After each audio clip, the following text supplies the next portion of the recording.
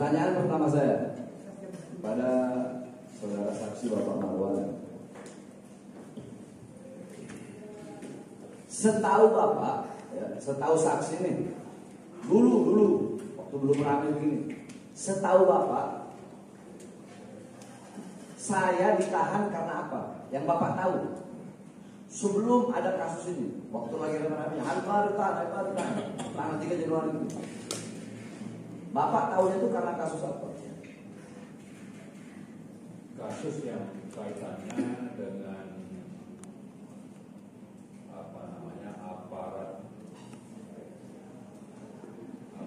aparat negara lah, intinya begitu. Baik, saudara Bang. Ya, awalnya saya tahunya adalah karena dianggap melakukan penghinaan terhadap, sekarang jadi kasar.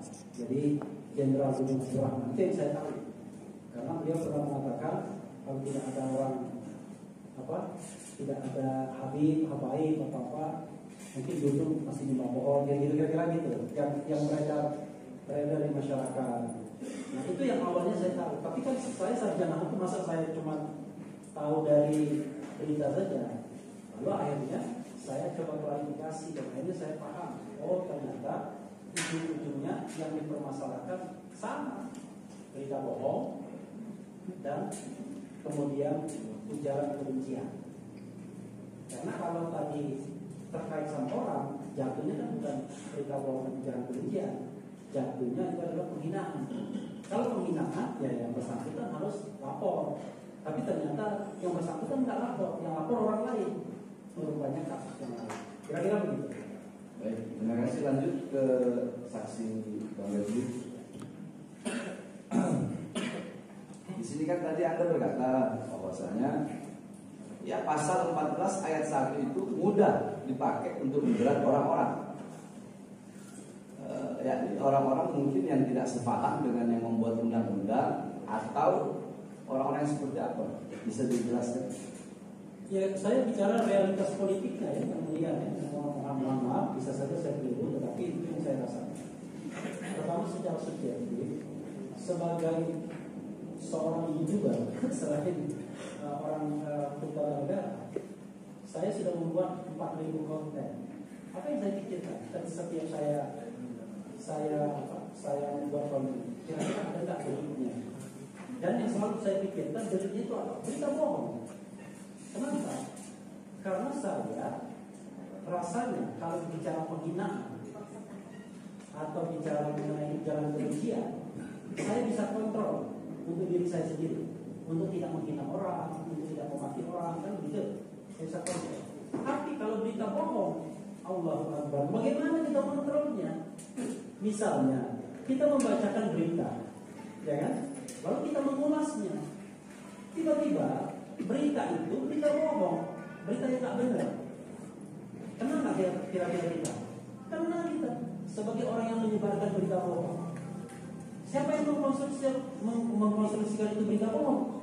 Siapa aja yang tiba-tiba datang ke polisi mengadukan Refli Harun sudah menyebarkan berita bohong, tolong diperiksa. Baik, setahu anda selama ini Ya. ada nggak? Kan ini kan Anda bicara bahwasanya pasal 14 ayat 1 ini mudah untuk menjerat orang-orang. Ya. Kalau menjerat kan berarti ada yang dijerat. Ya. Dijerat istilah kalau bahasa saya korban daripada pasal 14 ayat 1 yang dimana pasal ini dibentuk atas dasar tidak mengikuti dasar Undang-Undang 1945, Undang-Undang kita pakai sekarang. Nah, berarti setahu Anda ada nggak sih korban-korban dari pasal 14 ayat 1 ini yang banyak? Nah, coba Anda sebutkan siapa? Sebutkan aja. Kan tadi saya baru bicara personal pribadi kan. Yang tidak personal yang kena Rizik, udah kena Rizik 2 tahun. Baik. Syahgana Nainggolan 1 bulan. Syahgana Nainggolan Nainggolan sekali. Berita bohongnya apa? Ya pokoknya kalau saya jelaskan kan panjang. Yang kena terus kemudian ada juga Anton Permana, kena juga 10 bulan. Jumhur Hidayat kena juga 10 bulan. Terus jadi Nasar Pai kena juga 10 bulan. Terus jadi Ya beberapa orang banyak, nggak mungkin saya hafal satu-satu kan. Tapi intinya adalah undang-undang ini itu yang sudah inkrah. Tapi yang diadukan itu banyak. Emang saya nggak pernah diadukan? Pernah diadukan saya. Yang diadukan itu juga banyak. Jadi pokoknya intinya kalau kita tidak setuju dengan pendapat orang, ada dua kemungkinan. Adukan dia melakukan berita bohong atau dia melakukan ujaran kebencian. Nah, yang paling gampang adalah berita bohong, karena kita tidak bisa kontrol. Sebagai seorang jurnalis YouTube, ya kan, saya kan tidak bisa mengontrol semua pemberitaan melalui portal media itu benar atau enggak. Tapi kan Anda bisa melakukan cek and recheck, nggak mungkin seorang bisa melakukan cek and recheck. At the same time, yang ada adalah kalau ada orang protes minta hak jawab, kita kasih dia space yang sama, kan begitu. Tapi kalau misalnya kita ada berita kita cek dulu ke sana kemari dan nggak bikin konten gitu, nggak masuk akal namanya. Nah, karena itu berita bohong ini banyak sekali. Babe Hekal juga diadukan berita bohong. Kemudian Greenpeace diadukan berita bohong. Siapa lagi? Yuk name it. Yang kira-kira Edi Mulyadi kayaknya kena juga berita bohong. Jadi pokoknya yang kritis-kritis yang pernah diadukan ke polisi rata-rata berita bohong. Baik. Terus selanjutnya pertanyaan saya kan Anda tadi mengatakan bahwasanya keonaran di sini, berita bohong yang menyebabkan keonaran adalah keonaran fisik, gitu kan? Keonaran fisik, bukan keonaran daring, bukan keonaran virtual. Karena keonaran daring, keonaran virtual itu ya setiap hari itu pasti ada. Dan kalau kalau gara-gara itu dilaporkan, penjara nggak bakal muat, Polda Jabar nggak bakal muat, Polda Metro nggak bakal muat. Nah, pertanyaan saya, berarti keonaran fisik menurut ilmu yang Anda tahu, sepengetahuan Anda itu keonaran fisik? Absolutely. Kenapa? Mana ada internet tanpa nama? Iya kan? Baik, saya ingin bertanya, maksud daripada hak jawab itu apa sih? Ya gini, jadi kita ini kan negara berdemokrasi. Bisa jadi ketika kita menyampaikan informasi yang kita sampaikan tersebut barangkali akan disangka orang, dianggap tidak benar, atau menyinggung perasaan orang, atau katakanlah orang tersebut berkeberatan. Kalau negara kita demokratis, ya bukan dipidanakan, tapi diberikan ruang untuk menjawab, kan gitu. Misalnya Habib mengatakan bahwa KN 50 itu mereka disiksa, ya kan? Jangan lupa, torture atau penyiksaan itu adalah distorted dalam hukum internasional. Jadi semua negara di dunia sepakat bahwa itu adalah sebuah kejahatan, jadi sama hukuman mati. Nah, kalau mereka tidak setuju, ya harusnya mereka jawab. Itulah negara demokrasi, ada jawab jawabnya. Bahwa apa yang disampaikan Habib Bahar, kami berkeberatan, tidak benar. Cuma harus ada adresatnya, harus ada orangnya. Pertanyaannya adalah siapa yang berkeberatan terhadap pernyataan Habib Bahar? Kan begitu? Kan harus jelas. Pertanyaannya adalah harusnya yang paling potensial berkeberatan itu Yusmin Ohorewa dan Fikri Ramadan, kan begitu? Terdakwa dalam kasus ini. Sementara pihak Polri sendiri justru yang memproses kasus, yang berkepentingan untuk, ya kan? Dia kan melakukan proses penyelidikan. Kalau terdakwanya bebas, berarti penyelidikannya nggak profesional dong, berarti kira-kira begitu, nggak benar kan? Tapi masalahnya kan kita nggak jelas ini, yang berkeberatan siapa, ya kan? Lalu yang protesnya siapa? Tapi tiba-tiba yang bersangkutan beliau, pokoknya Anda sudah menyebarkan berita bohong, pembandingnya juga belum ada. Kalaupun ada pembanding yang kecil itu nanti later kemudian dengan putusan pengadilan yang tanggal Maret itu, dan itu pun tidak apple saya bilang. Nah ini yang saya bilang, tak jelas subjek dan objeknya itu tak jelas. Sama seperti tadi pasal 28 tak jelas juga kalau kita bicara syaratnya. Nah belum lagi keonarannya. Keonaran itu saya katakan harus reasonable. Masa keonaran bersifat daring, bersifat, kalau daring itu, kalau ada soal daring misalnya, yang lebih dari itu banyak tuh, misalnya pernyataan soal big data. Itu justru jauh lebih heboh sampai memunculkan demonstrasi di mana-mana kan, bikin macet dan lain sebagainya. Jangan-jangan ada korban juga pada waktu itu, ada yang kecopetan dan lain sebagainya di sana. Karena itu ya hukum itu harus diterapkan secara rasional. Dan kalau ada orang yang berkeberatan, diberikan kesempatan dia untuk klarifikasi. Misal ya, dalam konteks ini kan yang menyebarkan yang bersangkutan, apa namanya? Ya, keren sekali nggak pernah disebutkan. Beliau. Kalau misalnya ada institusi, ada orang yang berkeberatan terhadap konten itu, secara logika ya datang ke beliau, tolong dibuat klarifikasi saya, kan gitu. Artinya kalau kita bicara gradasi penontonnya kurang lebih sama kan, tapi mau dimuatnya di YouTube dia, tapi minta klarifikasinya di channel Refli Harun, kan nggak kompatibel jadi. Atau dibalik, ya kan? Dimuatnya di Refli Harun, klarifikasinya di tempat sana. Nah, sebenarnya kan kepantasan saja. Intinya adalah kita harus memberikan kesempatan kepada orang untuk menyanggah kita, karena kita tidak boleh berpretensi pasti benar. Tapi tidak berarti kemudian begitu kita dianggap tidak benar, tiba-tiba dilaporkan, kemudian dijalankan. Tak bisa tidur istri saya kalau bicara begini. Karena anytime bisa dicokok kita. Kan itu yang jadi masalah. Baik, berarti yang memiliki hak jawab atas kasus saya ini adalah dua oknum polisi tadi. Harusnya dia yang harusnya. Nah, yang menyediakan sebagai wadah untuk hak jawab itu siapa? YouTube yang menyebarkan. YouTube yang menyebarkan. Ya. Yang harus menyediakan sebagai wadah. Ya, dengan frekuensi yang sama kurang lebih kalau mau dibutuhkan. Terus kalau yang laporin orang lain, ya orang lain kalau kerjaan itu orang itu. Ya itu masalah kita sekarang ini. Jadi ada orang, ada kelompok masyarakat yang kerjanya melaporkan orang-orang ditarget. Kira-kira cepat sekali pokoknya. Itu. Pokoknya kapan Refli salah, ya kan? Mudah-mudahan kita nggak pernah ketemu Pak ya. Kapan Refli salah? Soalnya Pak Hakim teman istri saya. Nanti, jadi kapan Refli salah nggak begitu pada zaman hukum juga. Kalau saya salah, ada sarana saya minta maaf, satu, ya kan? Yang kedua, sarana untuk menjawab. Ini sudah minta maaf, sudah diberikan hak jawab, tetap aja dipidanakan. Padahal belum tentu juga kita salah. Minta maaf itu ya kadang-kadang soal etika, bukan soal salah dan benar. Misalnya Edi Mulyadi, dia minta maaf atas pernyataan buang anak, itu etika saja, karena dia tidak gaduh kan. Padahal biasa kita, kalau ngomong jauh sedikit tempat buang anak kan biasa.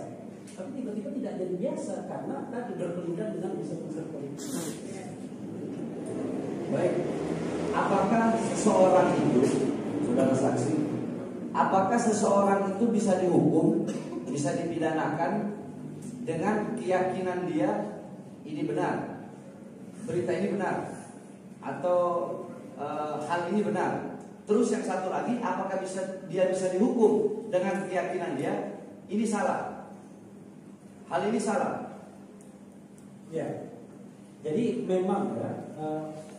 Sebenarnya ini kan semi delik aduan sebenarnya. Memang bukan delik aduan, tapi kan biasanya polisi tidak akan memprosesnya kalau tidak ada orang yang mengadu itu, kan kira-kira begitu. Jadi sebenarnya semi delik aduan juga akhirnya. Jadi setiap ada, misalnya dikatakan dari orang-orang yang ditarget ini dilaporkan, prosesnya cepat sekali biasanya. Dan biasanya tadi dengan menggunakan dua pasal itu, berita bohong dan ujaran kebencian. Karena dia, nah dalam kasus Habib Rizik saya harus speaking, wah kalau cuma dikenakan prokes nggak bisa ditahan kan? Udah dikenakan pasal 160 KUHP provokasi yang ancaman hukumnya 6 tahun sehingga bisa ditahan, kan begitu? Enggak bukan. Maksud saya bukan itu. Ya. Apa saudara? Ya saya akan jawab. Nah kalau kita bicara mengenai keyakinan, ya, kalau kita bicara tentang konstitusi, beberapa barangkali lupa. Pasal 28I konstitusi kita bahwa keyakinan hati nurani adalah hak asasi manusia yang tidak dapat dikurangi dalam keadaan apapun. Orang meyakini sesuatu itu nggak boleh. Jangankan dikriminalkan, dibatasi juga saja tidak boleh. keyakinan dan hati nurani. Nah, bagaimana kalau keyakinan dan hati nurani kita bertentangan dengan keyakinan dan hati nurani orang lain? Makanya ada mekanisme demokratis, mekanisme hak jawabnya. Loh, kalau saling mengkriminalkan di antara warga negara, habis kita. Ya kan? Nanti kita tunggu pas kita berkuasa, gilirannya kita kriminalkan aja jadinya. Kan nggak begitu menegakkan hukum. Menegakkan hukum harus rasional. Dan ingat, tujuan hukum itu bukan untuk menghukum orang sebanyak-banyaknya, tapi bagaimana mengembalikan yang namanya social order di masyarakat, ketertiban di masyarakat yang tercabik-cabik karena adanya hal-hal seperti itu. Nah, yang ini yang lucu, ketika statement itu dilontarkan, tidak ada yang tercabik, tidak ada social disorder. Begitu diadukan, baru muncul ributnya. Ributnya setelah diadukan, bukan ketika ceramah itu disampaikan. Nah, ini yang terjadi saat ini. Baik, contoh ini mendung, ya, mendung. Saya ngomong ke Bang Marwan, ini mendung nih, bentar lagi hujan. Bang Refli bilang, enggak hujan. Nah, tiba-tiba bener nggak hujan. Ini kan sama, mendung sama. Saya bilang saya yakin nggak hujan, Bang Refli yakin hujan karena mendung. Tapi ternyata nggak hujan. Nah, terus saya mau laporin Bang Refli laporin saya laporin Bang Refli karena Bang Refli telah melakukan bikin bohong. Bang Refli menyebarkan berita bohong karena kita lagi di ini nih. Kenapa berita bohongnya? Karena mendung dibilangnya nggak hujan, sedangkan kenyataannya hujan. Keyakinan saya hujan, keyakinannya Bang Refli nggak hujan. Nah, maksudnya apakah bisa seseorang itu dihukum berdasarkan keyakinan seperti itu? Ya, itu yang saya katakan. Ya. Kalau negara kita ini baik-baik saja, ya, antar warga negara yang akrab, kan tinggal bilang, ya itu kan pendapat saya. Kalau kemudian salah, itu apa boleh buat? Sama seperti saya mengatakan, besok hujan apa enggak? Saya bilang begini, saya yakin besok hujan. Saya yakin 100%. Tapi ujungnya saya bilang, kalau Tuhan menghendaki, sama aja kan. Jadi intinya kadang-kadang masa yang begitu-begitu saja kita persoalkan. Kadang-kadang keakraban sebagai warga negara ini tercabik-cabik, ya, gara-gara hukum ditegakkan seperti ini. Kalau hukum dibuat santai-santai aja, misalnya, wah itu mengkritik si A, ya malah juga dia kritik, ya kan? Hak dia dong, mau mengkritik balik kan baik-baik saja kita. Tapi kalau misalnya ternyata kita tersinggung berdua, ya sudah kita selesaikan secara perdata.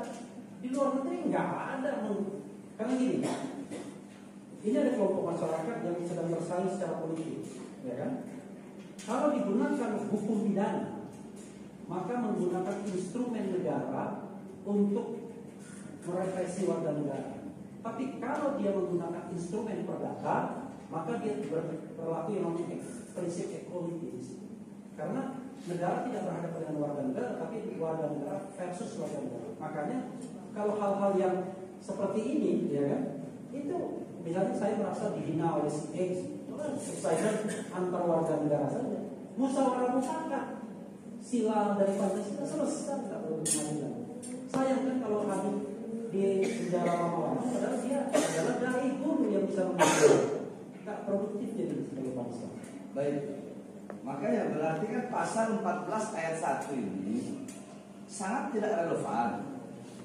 Karena di sini menyebarkan berita bohong. Seumpama begini, contoh lah, saya lagi ceramah, saya mengatakan Nabi Allah Isa alaihi salam adalah ruhullah, Nabi Isa alaihi salam adalah putra daripada Sayyidatuna Maryam. Karena saya sebagai dai, sebagai muslim berkeyakinan Nabi Allah Isa alaihi salam itu nabi. Di sisi lain, ini sama-sama direkam. Ada seorang pendeta, saudara kita dari Nasrani. Saudara Nasrani berkata bahwasanya Yesus itu adalah Tuhan kita. Nah, ini kan masalah keyakinan. Kalau undang-undang ini dipakai, berarti kalau andaikan kita mau ini, bisa jadi saya bilang, oh ini Anda bohong. Yesus itu bukan saya berbicara kepada saudara Nasrani, Yesus itu bukan Tuhan. Sebaliknya, saudara Nasrani berkata Yesus itu bukan nabi. Nah, ini kan bisa bikin rusak ini undang-undang ini kalau dalam masalah berita bohong. Karena bagi kita itu bohong, bagi saudara Nasrani itu juga bohong. Kalau masalah itu bisa Anda jelaskan itu, Pak? Iya, makanya saya bikin lagu. Jadi saya ada bikin lagu yang didasarkan pada dua undang-undang itu. Lagunya gini, misalnya, ya kan? Aku bilang ini kritik, kau bilang berita bohong. Aku bilang ini kritik, ujaran kebencian kau tuduhkan. Aku bilang ini kritik, kau katakan penghinaan. Begitu. Semua serba salah, aku harus bagaimana?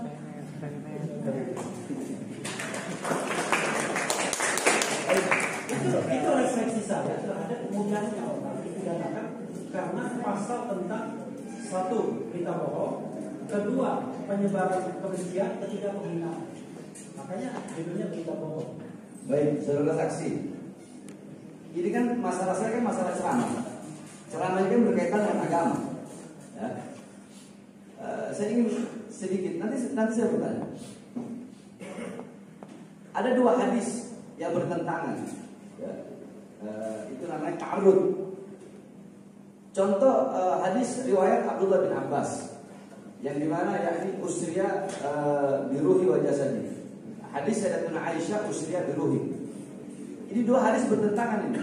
Dan umat Islam itu ada yang berkeyakinan ke hadis, ada yang ngikutin atau meyakini hadisnya riwayat Sayyidina Abdullah bin Abbas yang mengatakan Rasulullah Isra Mi'raj dengan ruh dan jasad. Sayyidatuna Aisyah berkata Rasulullah Isra Mi'raj itu hanya ruhnya saja. Nah ini kan umat Islam atau para imam mazhab, beliau-beliau kan tidak semuanya mengikuti hadis Abdullah bin Abbas atau tidak semuanya mengikuti hadis Sayyidatuna Aisyah. Kan terpecah belah, ada yang mau mengikuti hadis Sayyidatuna Aisyah, meyakini Sayyidatuna Aisyah. Padahal ini hadis bertentangan.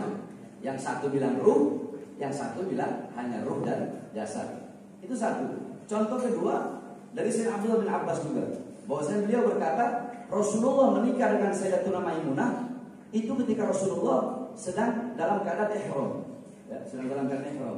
Nah, sedangkan dari Sayyidatuna Maimunah sendiri berkata bahwasanya beliau menikah dengan Rasulullah itu bukan dalam keadaan ihram. Jadi Nabi lagi enggak ihram. Jadi kan dua hadis yang bertentangan. Tapi ulama ada yang meyakini hadis Abdullah bin Abbas, ada juga yang meyakini hadisnya Sayyidatuna Maimunah. Terus ada hadis tentang puasa 10 Muharram. Itu ada hadis dari Abdullah bin Abbas bahwasanya puasa 10 Muharram itu asal usulnya dari mulai Madinah. Di Madinah ketika Rasulullah melihat ada orang Yahudi berpuasa pada tanggal 9 dan 10 Muharram sampai selesai itu hadis, tidak perlu saya bahas. Nah, adapun hadis Sayyidatuna Aisyah beda lagi. 10 Muharram itu bukan di Madinah, tapi asal usul puasa Asyura itu adanya di Mekah. Karena orang kafir Quraisy, bukan orang kafir Quraisy, orang jahiliyah, orang Quraisy jahiliyah, mereka pernah berpuasa pada tanggal 10 Muharram. Nah, ulama-ulama kan ini ada yang pilih hadisnya Sayyidina Abdullah bin Abbas, ada yang pilih hadis Sayyidatuna Aisyah. Nah, dalam hal ini kan mereka kan beliau-beliau ini kan berbeda hadis. Jadi masa yang satu mau bilang Sayyidina Aisyah bohong atau yang satu bilang Sayyidina Abdullah Abbas bohong, kan nggak mungkin. Ini perbedaan. Ini perbedaan. Sama seperti saya bilang Habib Rizik di penjara karena maulid. Ada yang bilang Habib Rizik di penjara karena prokes. Nah terus maksud saya bohongnya di mana? Letak bohongnya di mana? Terus apakah dengan perbedaan-perbedaan ini bisa seseorang itu dijerat pidana? Coba Anda jawab sebagai saksi. Iya, paling gampang begini sampai sekarang. Ya. Sebagian masyarakat itu mengatakan hari lahirnya Pancasila itu tanggal 18 Agustus 1945, bukan 1 Juni. Pemerintah menetapkan 1 Juni pada pidato Bung Karno, merujuk pidato Bung Karno, di mana di situ dikatakan, bahkan Habib Rizik sendiri belum menulis ketuhanan di belakang, ya kan? Kemanusiaan, internasionalisme, ya kan? Kebangsaan, nasionalisme, mufakat, demokrasi, kan itu, keadilan sosial, lalu ketuhanan yang berkebudayaan. Itu urutan Bung Karno. Lalu pemerintah mengatakan itu hari lahirnya Pancasila. Bisa nggak saya mengatakan bohong gitu? Karena Pancasila itu satu, ketuhanan yang Maha Esa, dua, kemanusiaan yang adil dan beradab, tiga, persatuan Indonesia. dan itu tanggal 18 Agustus. Jadi semuanya di sini yang mulia hakim konstitusi, perbedaan pendapat itu biasa saja di dalam kehidupan kita. Nah, dalam kasus beliau, menurut saya satu hal yang perlu kita pahami adalah ketika beliau ngomong tentang sesuatu itu ngarang sendiri atau ada dasarnya, ada rujukannya. Jadi misalnya mengenai korban-korban KM50, ya kita juga mendengar isu-isu itu, tapi kita nggak berani aja ngomongnya. Kalau dia berani, tapi itu masalahnya ya kan? Kalau kita cuma berani kasak kusuk, kira-kira begitu. Nah, ini kalau kita lihat, ini versinya berbeda dengan apa yang diputuskan Pengadilan Negeri Jakarta Selatan. Beda 180 derajat. Sekarang pertanyaannya, kira-kira yang bohong yang mana? Kira-kira. Kalau yang bohong yang ini, ya silakan Pak Marwan ditangkap sekarang. Ya kan? Nah, beliau mengatakan ini kan ada dasarnya salah satunya di ini, ya kan, pengaduan keluarga korban dan lain-lain. Itu ada saja sebagai sebuah cara untuk menemukan kebenaran. Kan kita juga belum puas dengan kebenaran yang sudah dihasilkan melalui sidang itu. Karena bayangkan 6 nyawa meninggal, kira-kira begitu. Tapi tak ada satupun yang ditahan sehari pun tak ada yang ditahan. Orang Malaysia, ya. Bahkan pernah saya membuat konten yang aneh bin ajaib. Ada statement dari penegak hukum mengatakan bahwa mereka sudah menonaktifkan, waktu itu belum tersangka, terduga, ya kan? Waktu itu kira-kira bulan Maret atau bulan April statement itu saya dengar pada tahun 2021. Tiba-tiba ada statement lain. Satu sudah meninggal bulan Januari. Yang siapa? Yang satunya Elvira namanya kalau nggak salah. Nah, lalu yang dinonaktifkan siapa? Karena penonaktifannya itu kira-kira bulan Maret dan April, tapi tiba-tiba mengatakan yang satu sudah meninggal bulan Januari lah. Yang dinonaktifkan siapa? 3 orang yang dimaksud. Nah, yang ini saja sebenarnya banyak soal, termasuk press conference mengatakan awalnya kan 6 mati dalam tembak menembak kan begitu, tapi tiba-tiba direvisi jadi 2. Kan banyak hal-hal yang sebenarnya memancing pertanyaan kita, ya kan? Lalu saya misalnya ngomong dengan seorang jenderal bilang, wah itu kedatangan kita. Sederhananya adalah, if something happen dengan seseorang, 2 orang itu, ya, Anda kan kalau misalnya persoalan pengadilan kemarin nggak ada bukti, nggak ada saksi lagi, karena semua saksi sudah meninggal. Lalu didasarkan pada apa pengadilan? Ya, saksi pelaku sendiri. Kira-kira kalau Pak Hakim mengadili seperti itu di mana tuh Pak? Iya kan? Berarti kan saksinya cuma 1 arus kan?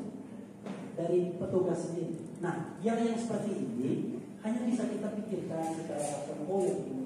Tapi kalau saya podcastkan secara terang-terang, kan ini mengalir ada jaminan kan ini tidak akan dipaparkan. Di podcastkan secara terang-terang yang begini, wah itu langsung kita dianggap menyebarkan berita bohong. Yang kita sampaikan itu adalah fakta dengan analisis yang masuk akal rasional. Itu soalnya. Tapi sekali lagi, kalau dia menyampaikan itu nggak ada dasarnya, nggak ada hujah, nggak ada angin, tiba-tiba beliau bilang begitu, nah, itu berarti bermasalah beliau. Tapi kalau itu sudah merupakan keyakinan orang, omongan orang, ada buku ini, ada berita bawah tanah, ada grup WA yang menyebar, ada gambar-gambar yang menyebar, ya itu sih yang namanya pengetahuan publik itu ya begitu yang kita nggak bisa ngomong apa adanya. Nah, karena itu kalau kita mau bernegara secara benar, ada yang namanya conflict of interest. Ya, seseorang tidak bisa menjadi hakim bagi dirinya sendiri. Maka untuk kasus ini harus dibuat tim independen mencari fakta, fact finding. Termasuk juga misalnya hak. Kenapa diperlukan yang namanya pengadilan HAM itu? Karena pengadilan HAM itu bisa merekrut penyidik independen. Kan begitu? Ya, hak penyidik independen juga. Ya, penyidik independen dan hakim independen. Nah, sehingga ada independensi. Kalau kita bicara tentang konflik of interest, ya Anda nggak mungkin bisa berlaku adil terhadap kasus yang kira-kira terstruktur di Indonesia sendiri. Nah, rakyat Indonesia yang cerdas sudah tahu semua yang begini-begini. Cuma kan kita nggak bisa ngomong, itu masalah. Begitu ngomong salah, diincar kita, langsung berita bohong, ya kan? Mudah-mudahan ini tidak terjadi pada saya. Ya. Jadi kenapa Pak Marwan Batubara yang bikin buku TP3 yang beliau anggota, kenapa nggak ditangkap? Kenapa nggak ditahan? Karena mungkin beliau tidak pernah mengkritik kebijakan-kebijakan dan kezaliman pemerintah. Mungkin. Baik, pertanyaan selanjutnya. Makanya nggak ditangkap, makanya saya ditahan, saya bicara. Pertanyaan selanjutnya, saudara saksi ahli. Berarti intinya dari semua tadi pasal 14 ayat 1 disangkakan kepada saya itu bahwasanya itu adalah yakni tidak menyebabkan keonaran fisik, harus ada hak jawab, dan itu pun terjadi di mana-mana banyak, yakni tidak bisa diinikan, yakni intinya berarti pertanyaannya tentang pasal 14 ayat 1 ini pantas atau tidak disangkakan kepada saya? Tidak pantas. Tidak pantas. Baik. Terus pertanyaan saya bukan hukum, tidak adil. Tidak adil lagi. Baik, tidak pantas, tidak adil. Nah, ya ini kan polisi, pengadilan, kejaksaan, ini kan aparatur negara. Nah, apakah turut campurnya negara dalam hal ini, ya, dalam hal ini maksudnya dalam kasus saya ini melalui pemidanaan saya ini, berarti negara mempelopori atau mendukung teori spiral kekuasaan dengan represi terhadap saya dengan kasus ini. Iya, iya ada jawabannya. Jadi gini, ini kan ada paradoks. Paradoksnya begini. Kita tahu bahwa dalam kasus ini tersangkanya adalah 3 orang. Jadi ada Elwira yang meninggal kecelakaan motor tunggal bulan Januari, kemudian ada Yusmin Ohoreva, dan kemudian satunya lagi adalah Fitri Ramadan. Oke, dalam situasi yang normal harusnya mereka dong yang berkeberatan, ya kan? Karena mereka tersangka, artinya kalau misalnya Habib Bahar mengatakan ada penyiksaan, beliau mengindikasikan ada penyiksaan dan lain sebagainya, maka pelakunya mutatis mutatis harusnya mereka, begitu ya? Secara teoritis, mereka yang akan marah dong, yang akan tersinggung kan? Penegak hukum yang melakukan proses penyelidikan dan penyidikan harusnya senang, ya kan? Harusnya senang, waduh, berarti makin terbukti nih dakwaan kita, ya kan? Kan begitu. Masa kita mendakwa orang tidak ingin itu terbukti? Kan aneh. Kalau gitu nggak usah didakwa aja, ya kan? Kita mendakwa orang dengan pasal pembunuhan atau pasal penganiayaan yang menyebabkan kematian. Itu ketika ada orang lain mengatakan itu ada penyiksaan dan kok kita nggak suka? Kan aneh kan? Harusnya kita suka dong, karena berarti penyelidikan dan penyidikan serta pendakwaan kita itu didukung oleh opini Habib Bahar dan Marwan Batubara kan kira-kira. Kalau nggak senang malah aneh. Saya pakai logika berpikir, waktu kita semua udah tahu jawabannya. Yang begini-begini kan bukan paham. Cuma saya pakai logika saja. Kan aneh. Kenapa nggak suka? Toh yang lain kan nggak terlibat. Logikanya kan begitu. Institusi kan nggak terlibat. Kenapa kita risau? Ingat, kita mencari kebenaran, bukan mencari pembenaran. Baik, pertanyaan tadi kan sudah pasal yang ditawar. Ya. Nah, sekarang saya mau bertanya tentang pasal berita ujaran kebencian. Di sini yang saya ambil tadi dari pernyataan saudara saksi ahli, antar golongan itu adalah pribumi zaman dulu tuh ya. Antar golongan yang dimaksudkan pada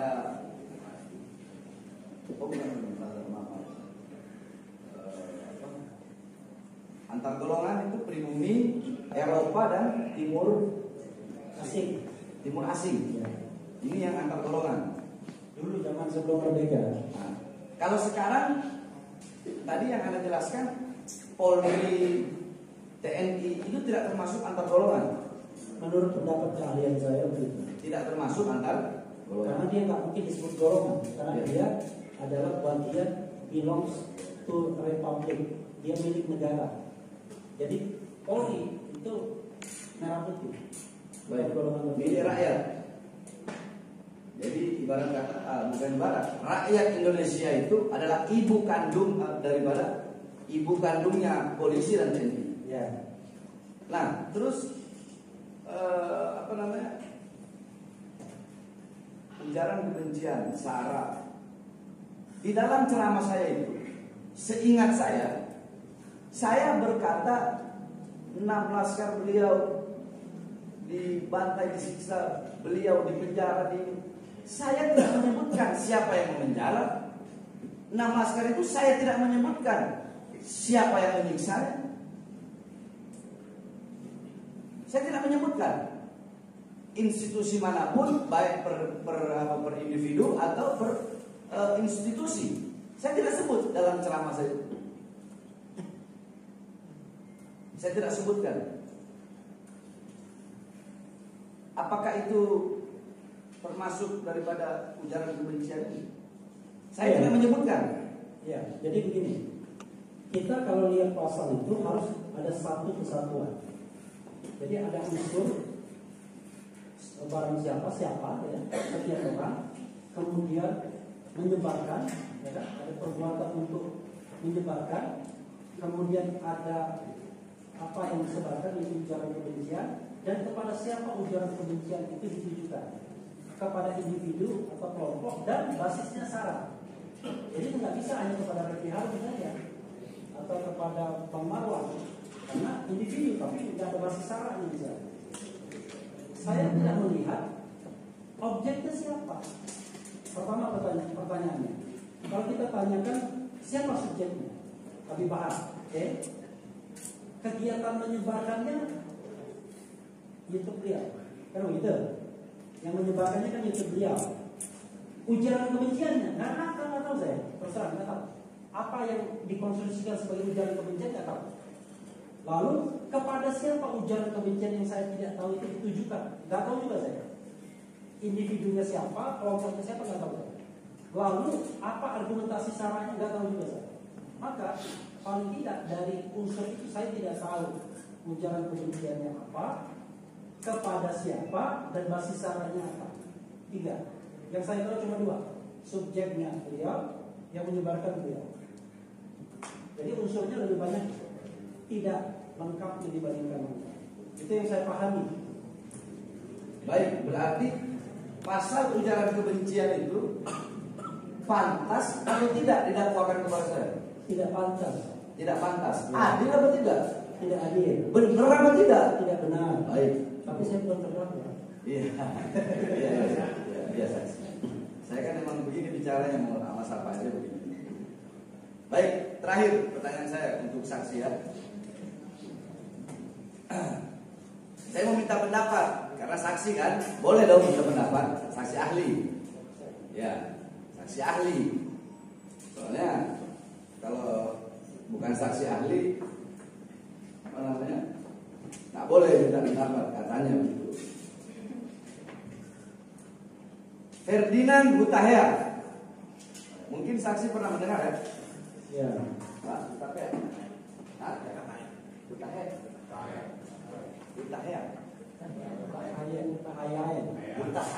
Hutahea. Hutahea. Nah, nanti kena bohong lagi saya ini. Karena masalah imut. Tapi bohong. Bisa kena kita takut awal. Ferdinand Hutahea didakwa oleh jaksa pasal 14 ayat 1 Undang-Undang RI nomor 1946. 1. Pasal kedua pasal 45A ayat 2. 10 pasal 28 ayat 2 Undang-Undang ITE.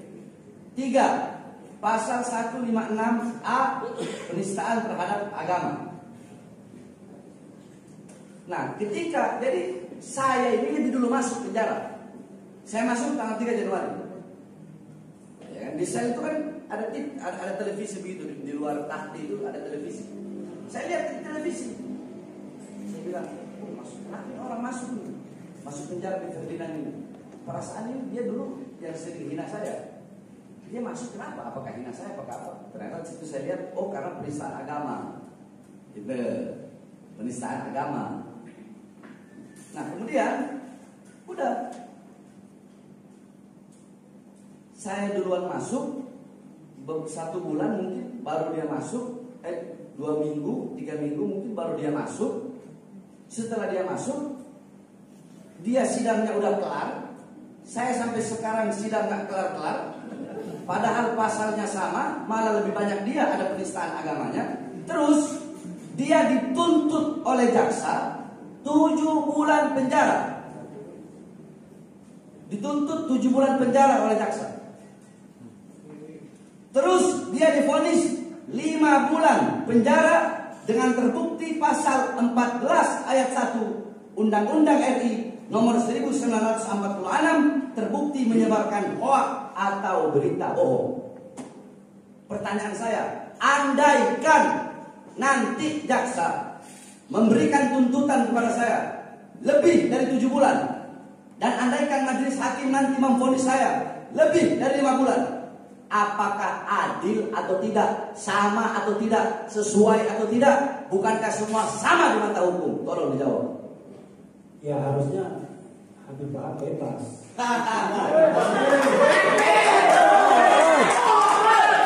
Kalau 5 bulan saja itu namanya rugi masih. Enggak, ini 5 bulan padahal 3 pasal didakwa oleh jaksa. Makanya saya bilang kalau Habib Udah gitu Bahar, dituntutnya cuma 7 bulan. kalau Habib Bahar dihukum 5 bulan itu saja rugi sudah. Harusnya bebas. Jadi harusnya bebas ya. Bebas. Baik, cukup, terima kasih. Mungkin kepada saksi Bapak Marwan belum saya tanya. Sedikit, jangan panjang.